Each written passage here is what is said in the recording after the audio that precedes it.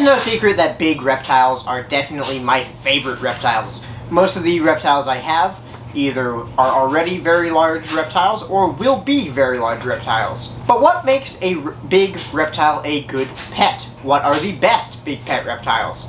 And that is going to be what we're talking about in today's video. So sit back, relax, and join me while we talk about the top 5 best big pet reptiles that you can keep. Now I'm going to throw out a quick caveat and say that when I'm talking about these bigger reptiles, I'm only going to be talking about from my own personal experience, animals I've at least worked with in some capacity, because I don't like perpetuating stereotypes for different reptiles that might not be true. It's the same reason that I don't like that so many people have a negative idea about yellow anacondas, because yellow anacondas are a fantastic pet snake, but they have this really awful reputation because there are some YouTubers out there who have gotten a lot of views by making videos getting bitten by their big anacondas. So that is why I am not going to be talking about snakes and lizards that I have never kept myself, and I'm strictly speaking from my own personal experience. Also, I have a real quick announcement for you guys. First of all, this is probably not the final setup for how we're going to be filming in here. I look really small, which I mean I am a small man when you see me in person, but I feel like this perspective is a little bit ridiculous. However, this is what we've got to go with until the bioactive room is set up where I'll be doing the filming. So just stay tuned for that. Over the next several videos, you'll be seeing me adjust this, figuring out what's going to work best for me. I also wanted to tell you guys that I will be at AnimalCon this year. So I'm not going as a creator, I'm going as a premium pass holder. So I'll be there all 3 days and I'll be at the after party. If you guys are going to any of that and you like my content, come say hi. I'd love to have a conversation about reptiles with you. So I hope to see some of you guys there. Now, let's jump right into the list at number 5.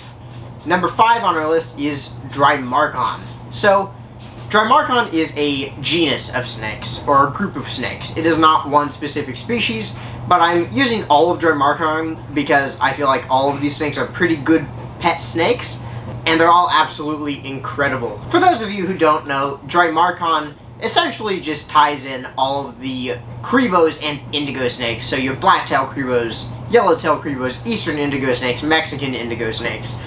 It talks about all of these different types of snakes, which is why I thought I would lump them all together, because they're very similar to one another. There are obviously differences in their temperament, care, feeding, depending on the specific species, and this is not a care guide. But black-tailed cribos are probably my favorite colubrid snake. I'm not a huge colubrid guy. If you look behind me, I only have one colubrid in this room, and it's my hognose snake. I have mostly boas and pythons because that's personally what I'm attracted to a little bit more. But the cribos that I've worked with don't act like most colubrids. They're obviously very intelligent snakes. Cribos and indigo snakes especially are some of the more intelligent snakes from what I've gathered working with them and talking to people who do. Eastern indigo snakes are also the largest native species of snake in the United States. They are an absolutely beautiful snake that jet black with the iridescence. Some of them have the red chin, some of them are all black. These are amazing animals. And you'll find indigo snakes and cribos all the way from the southern United States down into Central and South America. So they are a little bit more of a temperate, more humid-loving species than, say, your hognose snakes or your corn snakes. And an interesting fact about indigo snakes is that they are actually predominantly, from how I understand it, they're predominantly snake eaters. And that's actually how a lot of the snakes in this group work. Indigo snakes and cribos, they are not constricting colubrids. You'll see with your rat snakes that if you feed a rat snake, they will strike the food and then they'll wrap it up, just like a boa or a python. Indigo snakes and cribos grab on and overpower their prey.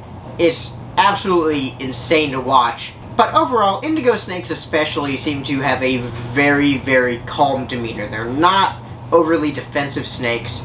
They're not super flighty like a lot of other colubrids. They will definitely move around more than, say, a boa constrictor will, but they'll be moving around a lot more slowly than a lot of the other colubrids as we were talking about. So even though they are a giant colubrid, they're still pretty manageable and easy to handle on your own. And how big do they get? Well, cribos and indigo snakes get very large. As I said before, indigo snakes, eastern indigo snakes specifically, are the largest snake in North America that is native to the United States. These snakes can get anywhere from 8 to 10 feet long, which is absolutely insane. That's a really big, robust colubrid, which is why they definitely deserve their spot on the list for the top 5 best large reptiles. Alrighty, so cruising in at number 4 on our list, we have olive pythons. So, weirdly enough, olive pythons don't ever seem to be considered a large constrictor, which is weird to me because they definitely are. Olive pythons can get 10 plus feet long, so they're definitely a long snake. I think it's just the fact that they're a lot skinnier than, say, your Burmese pythons are going to be. They do a lot more climbing than a Burm. And a lot of people that don't work with or keep olive pythons don't really consider them as large snakes. But the people that do keep these snakes definitely do see them as larger constrictors. My Burmese python Sirius just bumped his head into his cork bark and freaked himself out. Some of the reasons why I think olive pythons make such good pet snakes are, for one, they have an insane food drive. An olive python, I've never heard of an olive python refusing to take a meal before. And whether or not you're a new keeper or one of the most experienced reptile keepers in the hobby, nobody likes snakes that refuse food. And we all like the garbage disposals that would eat food every single time it's offered to them, that would eat food every day if they could. And olive pythons are definitely snakes like this. They eat like boas. Now, despite their food drive, olive pythons are actually pretty docile snakes, typically, especially if you get them as babies and you socialize them. They can be pretty calm adult snakes as long as they're out of that food drive, which is why I personally recommend hook or tap training your olive pythons, or any snakes for that matter. I have every single snake in this room tap trained because it significantly lowers the risk of taking a food bite. Olive pythons are also going to need a gradient heat, like all reptiles do, of the upper 70s to the mid 90s for their hot spot. These are an Australian snake, so they do like it hot. And for you Australian viewers out there, you can actually keep these. And you're not going to need to keep their humidity much higher than you would keep, say, a carpet python's humidity. So housing them very similarly to carpet pythons, but upscaled from your jungle carpet pythons, of course, these snakes will do very well. So these reasons are why I think that olive pythons definitely deserve their spot on the list of the top 5 best large pet reptiles. Alrighty, so coming in at number 3 on our list, we have a boa constrictor. Just the plain Jane boa constrictor. Be it a red-tailed boa or just a Colombian boa constrictor.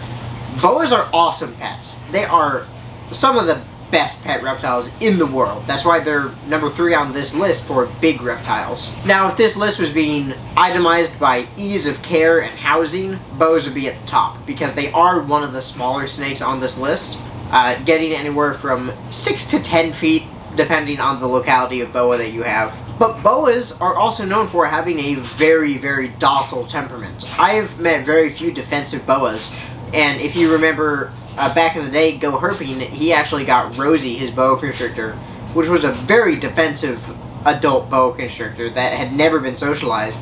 And after just a couple of weeks, she was totally good with handling and really, really calmed down. Now, that's not always going to be the case, but from what I've heard with boas, that is a lot more typical. And you know that I said olive pythons eat like a boa. Well, believe it or not, a boa will also eat like a boa. I used to have a boa constrictor named Zuko back in the day, and he never refused a meal. He took food every time it was offered. He even would bite and constrict like heat guns and snake hooks if he thought he was being fed. Now, boa constrictors, they like it a little bit cooler than olive pythons. I would say about 88 degrees for the hot spot is where you'd want to keep it. That's where I kept my boa constrictor Zuko at, and he did very well with that level of hot spot. And his low temperatures got into the mid to low 70s, especially at night. He would be in the low 70s. Now, like olive pythons, you're going to want to give them a little bit of height because boas do like to climb. So instead of like 2 feet of height, as a lot of people give for their larger constrictors, I would give probably 3 to 4 feet of height and give them something to climb around and perch on. And you're going to want to keep them a little bit higher humidity than a lot of other snakes. Being from South America, I would recommend like 65% at the lowest for the humidity. I kept mine in about the 80% humidity range, which also seemed to work very well for him. So that is typically what I'd recommend. Alrighty, so coming in at number 2 on our list, we have the black and white tegu. The only lizard to make our list because they're the only large lizard that I've actually worked with before. So I have 2 black and white tegus. They're actually asleep right now. They're in the big wooden enclosure right over here. And they're awesome. My male tegu is definitely better than the female. The female tegu doesn't really like people very much, doesn't like being handled. But my male tegu, he'll definitely come out. He also tends to think everything is food. It doesn't really matter what it is. It doesn't even have to appear warm. It can be a piece of metal. He might think it's food and try and eat it. He tried to eat our couch once, which was quite funny to watch. But black and white tegus are going to get 2 to 4 feet, depending on the species of tegu you have, be it a gold tegu or a red tegu. But specifically, I'm talking about black and whites because gold tegus don't typically make good pets.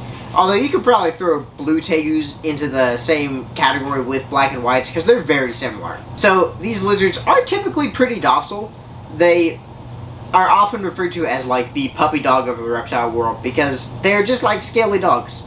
Again, my male tegu, if you take him out and have him on your shoulders, he'll just hang out there all day. Whereas my female tegu will go behind their concrete mixing pan, that is their water bowl, and stay there until I leave. And as for feeding tegus, unlike say your monitor lizards, which are carnivorous lizards, black and white tegus are actually omnivorous. So they'll eat insects, mammals, fruits, vegetables, they'll eat a little bit of everything. And that's a lot of fun. I like to vary up and experiment with diets with my animals. Most of the snakes are on kind of a cycle of different prey items they can eat, between quail or chicken to rats and rabbits for the bigger snakes.